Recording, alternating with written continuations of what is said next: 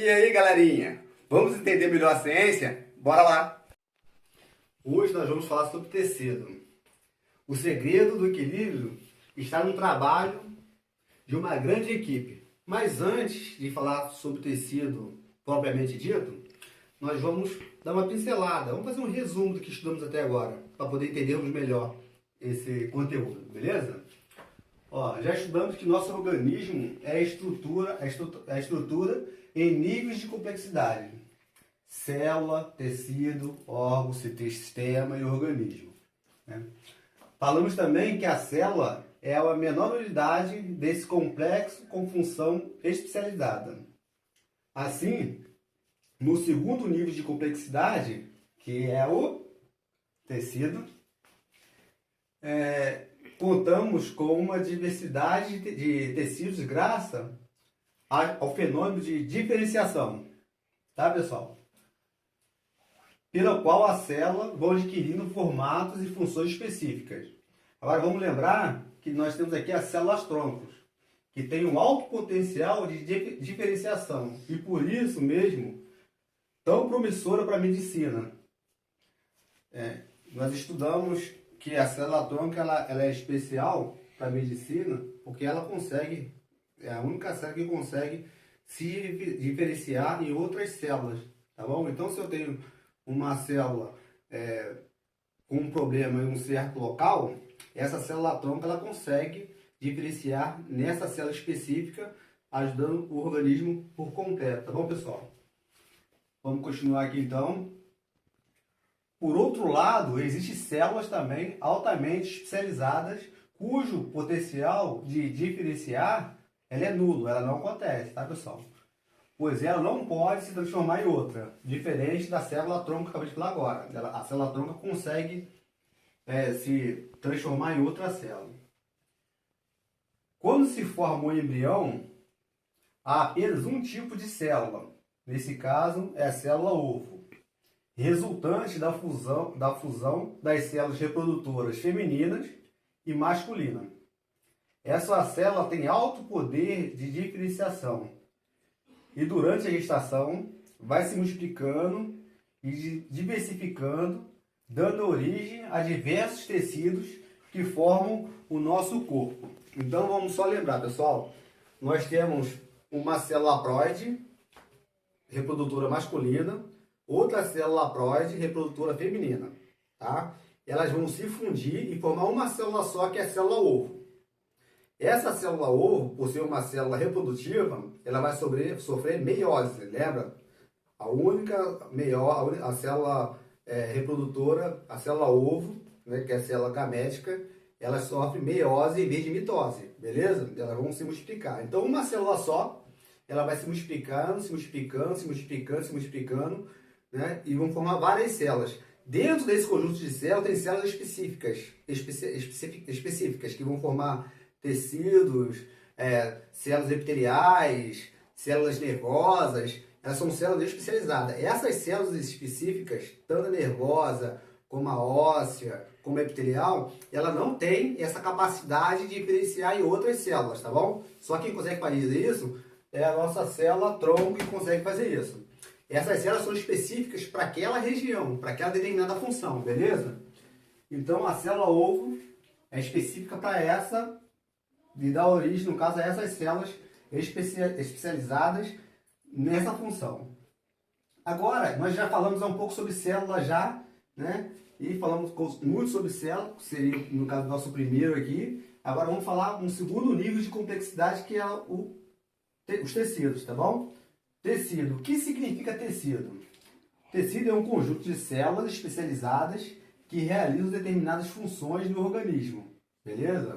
Show, né? Facinho. As células do tecido podem estar unidas ou separadas por uma substância de composição particular chamada substâncias intracelular.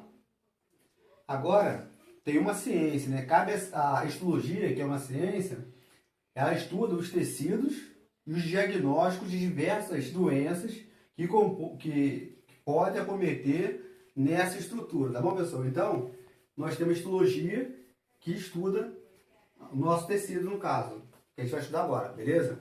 Então, o nosso foco dessa aula sobre tecido é justamente para poder a gente ver os tipos diferentes de tecidos, né?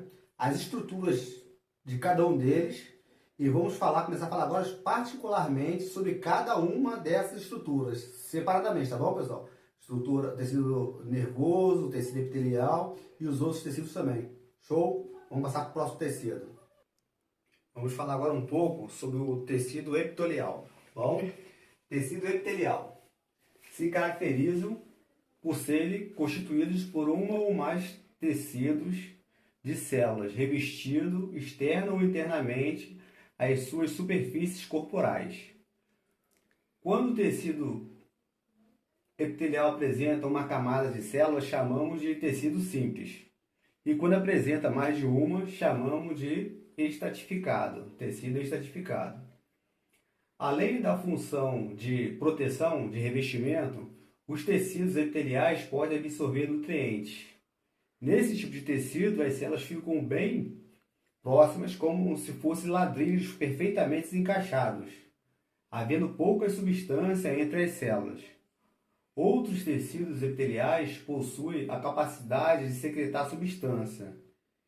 É o caso daquelas que formam as glândulas.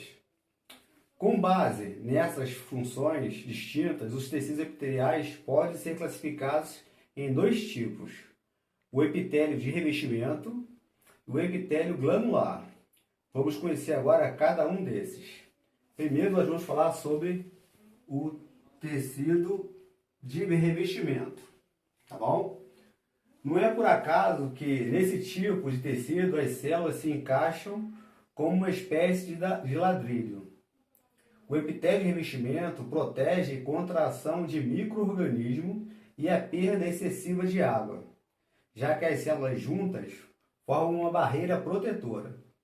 Esse tipo de tecido é encontrado revestindo o corpo e as cavidades do tubo digestório e dos sistemas respiratórios e urinário. Dependendo de onde se encontram, as células podem se encaixar de maneira distinta. O epitélio é um tecido avascular, ou seja, não possui vasos sanguíneos. Por isso, ela recebe diversos nutrientes por meio de tecidos ligados diretamente a ele.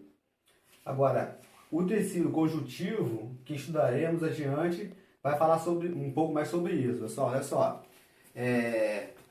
Nós temos a nossa pele, por exemplo, é um tipo de tecido epitelial e ela protege, né, o nosso corpo contra micro-organismos. É a primeira defesa do nosso corpo.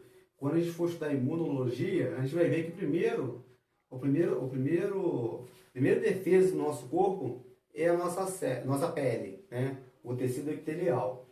Já no nosso intestino, tem dobras no nosso intestino, né, que se chama viscosidade. Essa dobra no intestino, ela permite uma melhor absorção do nosso nutriente. Isso no intestino, uma melhor absorção do nutriente. Além disso, nosso tecido epitelial, ela tem microviscosidades, que é uma forma, a gente estudou isso na aula passada, é uma forma de estender a sua superfície. Eu até falei que era como se fosse dedos, né? Estender a sua superfície, justamente para quê? Aumentar também a capacidade de absorver também nutrientes. Então, nós temos esses dois tipos de exemplos que ficam bem claros a importância, né, do tecido epitelial no intestino, né, e na proteção do nosso corpo em geral e dos nossos organismos também, internos, tá bom? Nós vamos falar agora sobre outro tipo de revestimento, tá bom? Show? Vamos falar agora um pouco sobre o tecido glandular, que é o de secreção, beleza? Vamos embora então. São tecidos que secretam substâncias como o suor expelido pelo organismo para ajudar a regular a temperatura do corpo, ou como os hormônios que regulam o metabolismo de estruturas distintas, de onde são fabricadas. Para isso, as células que as compõem são especializadas na produção e liberação de substâncias. Essas podem ser liberadas fora do corpo, como suor, leite materno e lágrimas, ou em cavidades, saliva, e as glândulas que produzem são chamadas de exócrinas. Isso é importante, tá, pessoal? As glândulas que produzem essas substâncias fora do corpo, como suor, leite materno e lágrimas, são chamadas de exócrinas. E isso cai em vestibular e prova direta, tá? Já outras células liberam substâncias reguladoras na corrente sanguínea. Um exemplo, hormônios de crescimento, outro exemplo, hormônios sexuais, tá? E as glândulas que as produzem são chamadas de endócrinas, tá, pessoal? Então, eu tenho, no caso, a exócrinas, que é para fora do corpo, e a endócrinas, que dentro do corpo. Nesse caso específico nosso aqui, na corrente sanguínea. Tá bom? Tranquilo? Existem também glândulas que exercem função endócrina e exócrina ao mesmo tempo, tá? São chamadas de mistas ou afícrinas. As células dos tecidos epiteliais possuem adaptações para suas devidas funções, como podemos relembrar nesses exemplos aqui. Nós já falamos sobre isso já, ó. Só para relembrar porque é importante, tá? Microvisidades no revestimento intestinal para aumentar a superfície de absorção de nutrientes, tá? O outro, cílios no revestimento de algumas regiões no sistema respiratório, que ajudam a reter impurezas, até micro-organismos, e eliminá-las junto a uma substância pegajosa chamada de muco. E o retículo endoplasmático liso, bastante desenvolvido nas glândulas que secretam hormônios sexuais. Nós vamos passar agora, pessoal, para outros tipos de tecido. Se alguém tiver alguma dúvida sobre o tecido glandular, é só me chamar aí que eu estou à disposição para poder estar tirando quaisquer dúvidas. Tudo bem? Show? Vamos passar para outro tecido então. Vamos falar agora um pouco sobre o tecido conjuntivo. Ó, um tecido, para ser classificado como conjuntivo, tem que apresentar suas células imersas em grandes quantidades de material extracelular. Esse material é chamado matriz intracelular e tem funções bem distintas. O tecido conjuntivo é bastante abundante em nosso organismo. E esse tipo de tecido, tanto a composição da matriz quanto os tipos de células nela imersos, variam conforme as suas funções. Por isso, em função das diferentes características apresentadas e dos seus tipos celulares, o tecido conjuntivo recebe diferentes nomes. Ele pode ser classificado em tecido conjuntivo propriamente dito, o tecido adiposo, tecido ósseo, tecido cartilaginoso e tecido sanguíneo. Agora nós vamos conhecer a composição do primeiro tecido, o tecido conjuntivo propriamente dito. Possui as funções de nutrir, isso é importante, tá, pessoal? Possui as funções de nutrir outros tecidos e preencher o espaço entre eles. Assim, ele se liga aos diferentes tecidos. Além disso, apresenta outras características importantes. Ser vascularizado, ou seja, possui irrigação sanguínea. Lembra que da outra vez o tecido epitelial não tinha essa função, né? Esse tecido, o tecido conjuntivo já tem essa função dentro do tecido conjuntivo propriamente dito, né? Ele possui uma irrigação sanguínea, tá? Diferente no caso do tecido epitelial. Então, se na prova caísse essa diferença, um é vascularizado e o outro não é, tá? Nesse tipo de tecido, o material intercelular é gelatinoso e repleto de fibras proteicas. O tecido conjuntivo propriamente dito pode ser classificado dependendo da quantidade de fibras proteicas em frouxo, denso, colágenas elásticas e reticulares, tá bom? Vamos falar agora um pouquinho sobre cada uma dessas estruturas. O tecido conjuntivo, ele pode ser classificado de acordo com a quantidade de fibras proteicas, né? Vamos falar agora do frouxo, tá, pessoal? Esse tipo de tecido é tipo com poucas fibras que preenche os espaços dentro do corpo e serve de apoio ao tecido epitelial. Tal tecido pode ser encontrado revestido os mais diversos órgãos e é dotado de grande variedade de células, como célula plasmócito, fibras elásticas, células adiposas, fibroblastos, fibras colágenos, hemácias, macrófagos, mastócitos, vaso sanguíneo, célula epitelial do capilar, linfócito e monócitos. Pessoal, não precisa se prender a isso não, que nós vamos estudar isso mais detalhadamente, um por um, mais para frente, tá bom? Elas têm funções bastante específicas dentro da célula, dentro do nosso corpo, tá bom? Agora vamos falar um pouco sobre o denso, tá?